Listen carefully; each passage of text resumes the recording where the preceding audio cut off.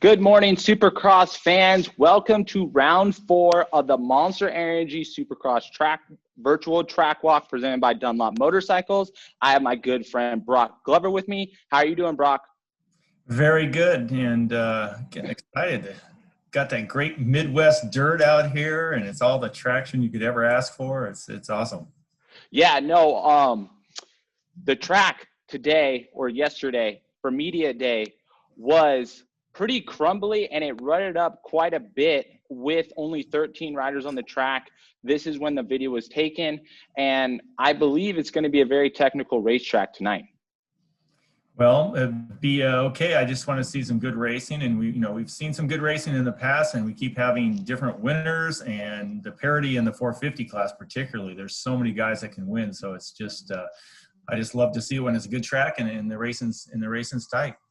Yeah, no, absolutely. And Ken Roxon is our current points leader with Justin Barsha and Cooper Webb right behind them in the points lead. And the top 8 in the points are very tight right now. I can't remember when it was this tight and with so many 450 riders. And we're coming into this first corner right here. What's kind of a little unique to this track is actually going to come over this 353 right here and gonna hook a left, and we're not gonna hit this bull corner right here.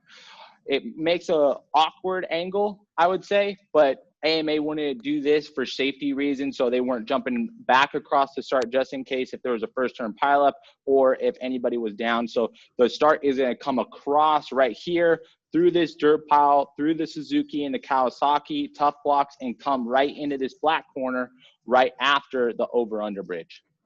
Absolutely going to have a couple of tricky things. The first corner in itself leads into a little bit of an off-camber jump that you hit at a different angle than you will when you're racing it lap after lap. And then, as you mentioned, the second corner, instead of turning around and going back down the start, where there could be a possibility if somebody's down in the first corner that you'd have an obstructed first corner there. Instead of that, again, they're cutting across the starting line for the first lap only, as you mentioned, and coming into this wide corner. So there's 2 corners right off the bat that aren't going to lay out and ride the same as they do the rest of the time. So the riders have their hands full. They got to keep their focus and remember that.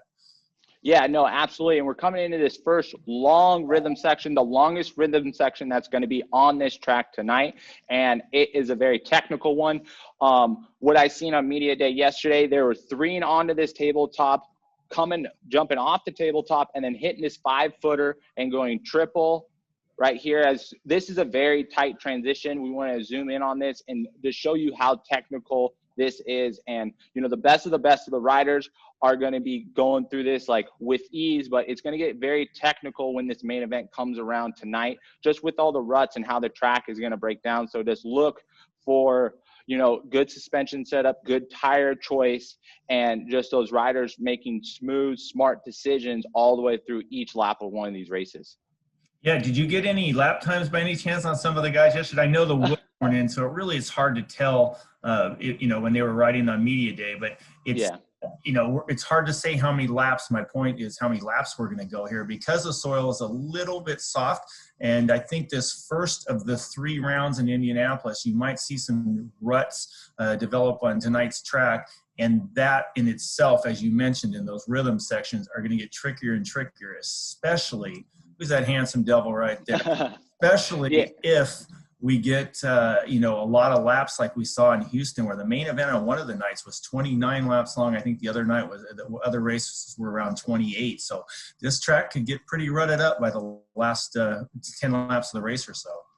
Yeah, no, absolutely. And we've seen that in Houston 3, that with the track breaking down, it actually slowed down the lap times. And I think this track is going to just accelerate that whole entire racing process.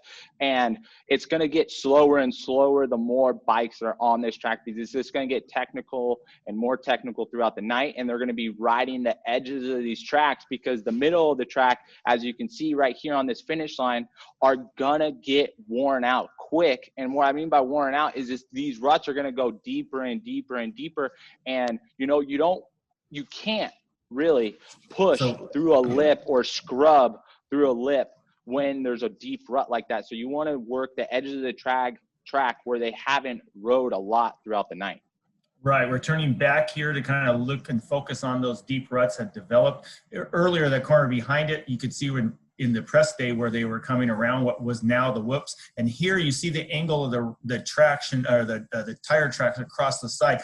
That's where the start intersects that first corner. So you can see that angle is a little different. So right now we're technically coming right back what's going to be the first corner, just exiting the first corner on the track. Yeah, no, absolutely. And then we're coming around and we'll be actually now using this bull corner because we just did the start. And as you can see, they have already pushed out that pile of dirt as you there, just to get that starting gate a little bit more direct on where they're going to go tonight. But we're coming across here on the track map. This first came out as a whoop section, but the track builders decided they wanted a little bit more flow, and they just didn't want to have 4 or 5 whoops in this short section. They wanted to, you know, create a supercross track, and they decided to put this 50-foot double, and then back to, this is actually going to be a 65-foot double on this second one as well. Yeah, this one right here, this is a biggie. This is you're going to have pretty back-to-back, pretty good sized jumps. This one here, I believe, is where we're going to launch right over the top of the original starting area. So that's the first corner right below us right now. And you're going to be landing, clearing the first corner and all that, and then landing back over here over this knuckle right here. So you said that's around 65 feet. So that's going to be some big air back with a 50-footer and a 65-footer into another right-hand 180 bowl as we're going to turn here by the Rocky Mountain ATV MC Tough Block covers there. And then you're going to see heading into a gigantic wall that just saps your energy every time you have to plow into that thing. And even at this, yes, it's too steep to even walk up with the camera. You can see that thing is a cliff.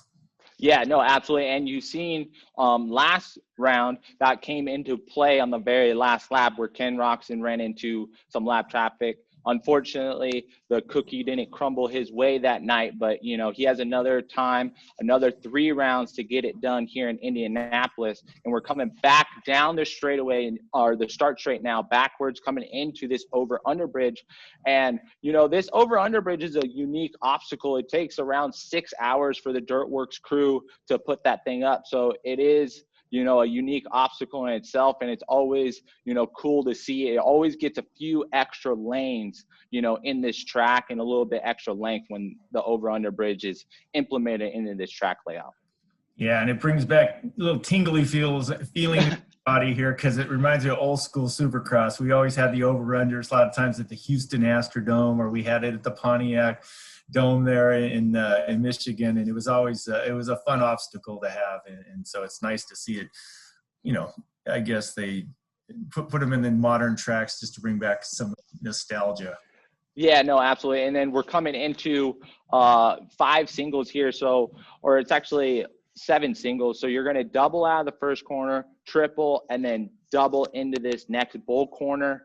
A very basic section, but look for the lines to change up throughout the night, because like we said, the track's going to break down and they're not going to want to jump on top and through those ruts every single night. So just look for someone singling and then just skiing on the exact opposite side of those singles where it's perfectly fresh. And we're coming up to your standard 65-foot triple. And, you know, I love these triples. It's always, you know, good to see those, you know, Jet Lawrence, for instance, and Ken Roxon, they love to throw whips and scrubs over these triples, and it is just a sight to see. Yep, and here's now going the over on the over-under bridge, and see how rutted it's getting at the bottom of it with just a minimal amount of riders in the press day. So from yesterday, so they'll clean that up for the rest of the night. Obviously, the track crew is working it right here, and this is where the first we talked about that in the first lap only. They're going to cut across the track there. So that's you know, when you go up and over, you can see how high you are up on top of this bridge too. It's taller than you realize. And then if the rider looks off to their right, they would see the starting gate over there to the right. So yeah, no, absolutely, and that concludes our round 4 virtual track walk presented by Dunlop Motorcycle Tires. Make sure you guys tune in today, 2 p.m. Eastern time. Race day live starts on Peacock, so make sure you guys check that out, and make sure you check us out again Tuesday morning for round 5 of the Indianapolis Monster Energy Supercross. Thank you guys for watching, and we'll see you guys soon.